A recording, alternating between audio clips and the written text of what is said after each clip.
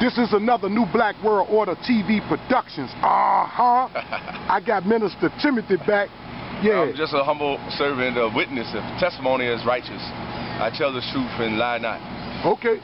How you been, King? We ain't seen you in a minute. I've been blessed. As a matter of fact, the United States government, thanks to the HUD voucher that has been given to the veterans who have served.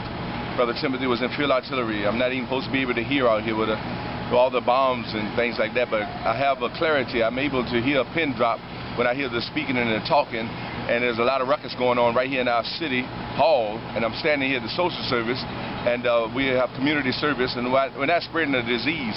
In fact, we would like to eradicate, the disease. We would like to speak to it with the cure, the panacea, if you will, and that's what we see, and there's no cure in these strange objects that our people are consuming, such as pork.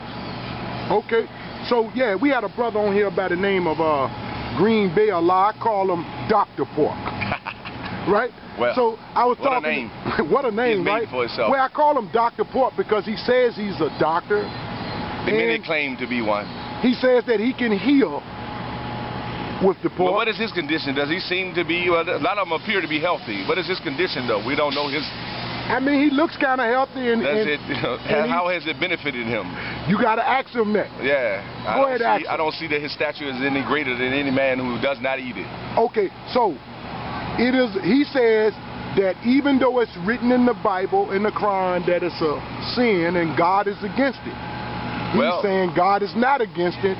The wisdom of God has allowed everything to be formed and created and brought into existence. This is the genius of who He is. But I tell you, some of the things that we have discovered is not good for the human body or its consumption.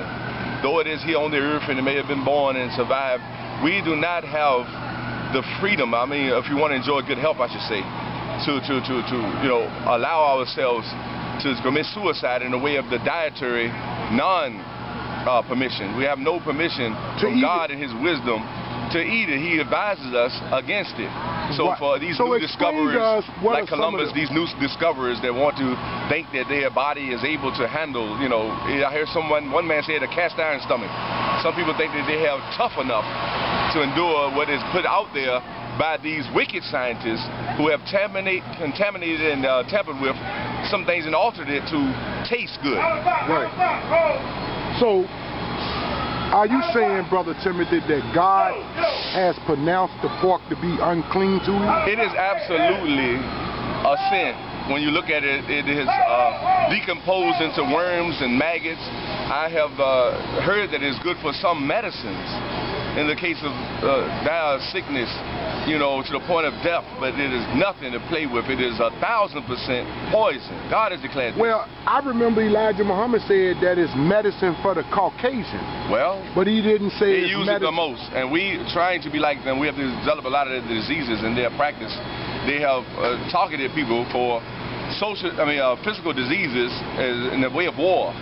And one of the ways they have committed a sin against the black man is because before we knew of this totality of poison, he would chop the heads off into pieces and the unwanted parts, the guts even, and give them to the slaves. Throw them, wouldn't give it to them, sling them out the door, and our people would grab them off the ground. It was a despicable sight. And feed us, he had to take care of us, of course. And they tell me he would take all of the ground up the parts, that wasn't even useful, stuff that he didn't even want. He make potted meat out there, don't he? Didn't even want it. He potted it as meat. And our people, they had no other choice at that time. But now that you have a choice, I have spoken against it in so much that most of the pork eaters, they come and shake my hand and tell me that they have discontinued that particular disease in their diet, in their daily diet. Okay. So it is a part of the teachings of Islam, right? It's a part of the teachings of Islam. One of our brothers with some pink hair there. See, maybe that folk drove him crazy. Yes. I don't know. He could be a consumer. It could be definitely a disease and what you call that thing, hallucinating. Right. Thinking it's the 60s again. The lessons say the pork sound the mind of the consumer. I think so. It has done a terrible damage to our people. What are some of the damages that the pork does to the body? Well, first of all, it gets into your spine. So after it goes through your mouth, it gets to your stomach, and then it travels its way up your spine, and eventually it works its way to your brain. So people who have bleeding on the brain could very well be the parasites of the worms that they grow. pork worms, they call them. Tricking the worms. Yeah, and they get all in the face. Some people see ringworms, but after they get into your head area, their aim is to get to the brain, where they feast off of, you know, and some people are not able to think because there are certain things that the worms are working at the decomposition of their brain matter. Right. So they can live in you and off of you. Okay, so when I first joined the Nation of Islam, I think this was in 1989, right? 88, 89, something like that. And the brothers was telling me that the pig was made from a cat, a rat, and a dog. Well, and I think this is a very powerful question, because they started describing the characteristics of the rat, the cat, and the dog, and was showing us that if we ate the pig, we could see some of those behaviors in us. Well, you are what you eat in this sense. I do believe that the swine, once it is working on your system, turn it down, and some people, they appear to be pregnant because the pork, they eat it for breakfast, lunch, and dinner. They have insatiable appetite for this for this animal. They have this beast. I mean, they tell me, the scientists tell me, and we can observe the pus, poison oozing out of that mucus, its legs. So our people, they clean it up, and I tell you this, and I used to laugh about it, but it's not funny. Them pick a pig feet. When I would go into the grocery store, be it Kroger or Martin's, or all these merchants of death that had a hand in this thing, prospering from our ignorance and our, you know, insatiable desire for this death. These people, when I walked in the store, in the frozen food area of meat section, there was like a morgue, these dead body parts. But the thing that intrigued me the most was the face of the pig. His eyes was blue, gray, something like you see the European, and not making a mockery. I think it's a sin for us to make mockery of people. But this pork, it just looked like he was beheaded, and he was there, hog head. People was paying top dollar. Right. And they tell me his brains is made for scrapple. Especially when you put honey and pineapple on it. Yes, when you season it right, sometimes the seasoning could almost draw you in. I was in a house one day and they had fricasseed this pork. They did what to it? Fricasseed it. They made it. They did a delicacy. They made it taste, sound, smell good. Fricassee. I walked in the house and I said, "Man, what is that?" And it looked like scrambled eggs. And he said it is pig brains. It is that which they call scrapple. Go to eat and he said, I didn't know what I was missing. He was licking his lips, and he was stirring it around in the pan. And I had to get out of there. Brother Green Bay said he liked the gelatin. I don't care how to dress it up. After I knew the truth, I had to get out of there.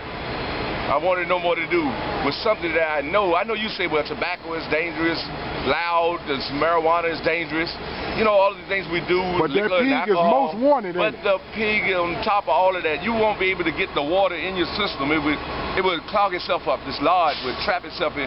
Most of the time when people sweat, it comes out as sores and pus, something like that pig. Once it gets in your system, what goes in has to come out eventually. And their behaviors, we were talking about behaviors before, mental health. I think that, you know, they always try to advise you to eat well, but how to live, the book that the Honorable Elijah Muhammad Volume 1 and Volume 2. Is the cure and the panacea to all that ails the black man and woman particularly because we have become greedy misers in the way of suicide with the fork. Is the pig greedy? Is that one of the characteristics? The pig will eat his own vomit and his own feces, his own young. What? Is a total savage. You can inject poison in the pig and it won't even kill it. Absolutely. A snake, the poisonous of snakes. A snake can bite the pig. Can strike you and you die instantly, but he can strike a pig and he could, you know, it would do nothing to him. Okay. This is the way we have observed most of the people that I talk to. How I know they are ignorant, because I asked them a few questions about the pig and they have no knowledge. None that they could justify them continuing on in the consumption of this wasted animal. Okay.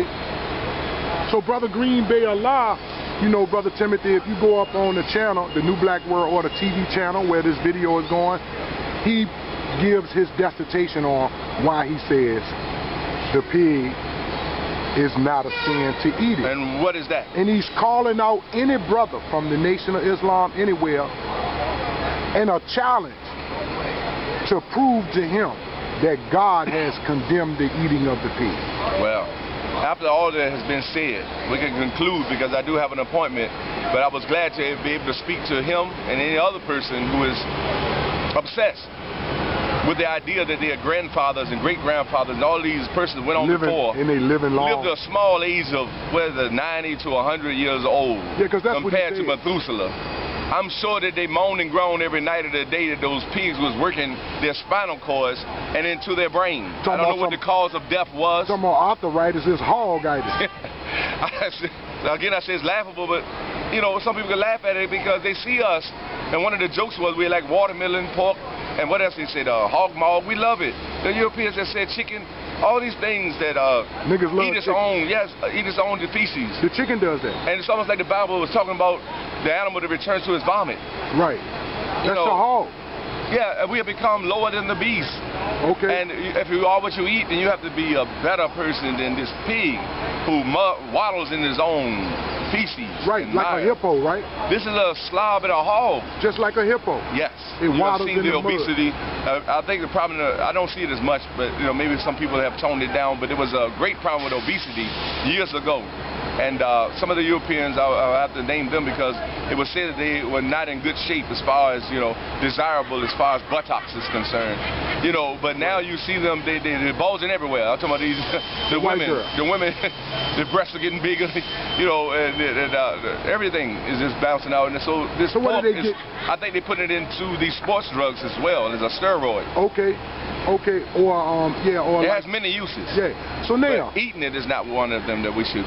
The Nation of Islam, under the tutelage of the Honorable Elijah Muhammad, the Messenger of Allah, who appeared in the person of Master Farad Muhammad, taught that the pig was produced by crossbreeding a cat, a rat, and a dog. It is very possible in so much that you see the DNA, they're able to put and splice the gene into many forms. So yes, I do see how the cat, rat, and dog, and they're mixing all kind of dogs and animals, and so, you know, the discoveries of what they introduced of their making. So one day I asked Brother Green Bay Allah, aka Dr. Pork, he says that, I don't know how he earned he says that they, well, once you go watch the video. Yeah, I'm going to check him out. So he says that it's not being taught in the Nation of Islam or the Nation of Gods and Earths that the cat was produced by crossbreeding. But that is untrue. He has to study more. I'm sure once he actually opens the book and read, you know, a few pages of what has been undisputed. Elijah Muhammad has put forth a truth that was given to him from a supreme scientist that even Einstein, all the wise men of America could not dispute. So this new guy that's coming into, he needs to open the book and really examine what is the undisputed truth. So Dr. Pork, I mean Brother Green Bay Allah, aka Dr. Pork, is wrong when he says him and his followers are wrong. So Elijah Muhammad did teach that the pig was created by crossbreeding a cat, a rat, and a dog. Absolutely. Okay. So I think he was kind of ducking that because he couldn't prove how was this crossbreeding taking place, because breeding denotes sexual intercourse. We cannot disturb ourselves with his lack of knowledge, you know, other than to research it ourselves, and then we'll be able to better, you know, cause him to understand, if he will. Some people are bent on the fact that they are so addicted to it, they would like to defend it. But for those who do the research, if he's able to tolerate the truth, then they should give it to him, and then he would have a better understanding, and hopefully he will humble himself, not to try to challenge it any further, but to accept the truth and to discard the worms and the trichina and the what's the other thing, the ringworms, pork worms, and hopefully he would try to save his people. If he is a doctor, most doctors are in the business of trying to enliven the people with a better quality of life. Okay, okay. So we appreciate you coming out, Brother Minister Timothy. And when you come again, or hopefully somebody that hear this video, I need a little bit more scientific evidence on how do you crossbreed a cat, a rat, and a dog. Well, I would look into it, but it's never been my interest. But for the sake of the clarity, we will try to reply to that. No doubt. So you want to give a shout out to New Black World Order TV? It is blessing for New World Order TV. New Black World Order TV. New Black World Order TV. I know Brother Shabazz very well, and anytime he has a moment and would like to speak to me, he would like to speak to the city of Richmond. That's where I'm at, the 804. blessings for the Honorable Minister Louis Farrakhan, who is my teacher and guide, and maybe I haven't been the perfect follower, because like I said again, you know, we have to socialize and join together and stop the killing. Well, here at the promotion was justice or else. Right. Justice or else. We should continue on with that, because we're not waiting for the next man to die before we are reminded that we have committed ourselves to a cause. And Minister Farrakhan is 83 years young, and happy Savior's Day to him. May 11th was his 83rd birthday, and he's still celebrating justice. Okay, no doubt. Assalamu alaikum, Brother Minister Timothy, and we'll see you again. Peace this is another New Black World Order Bye. TV Productions. Peace, and I'm out. Do for self.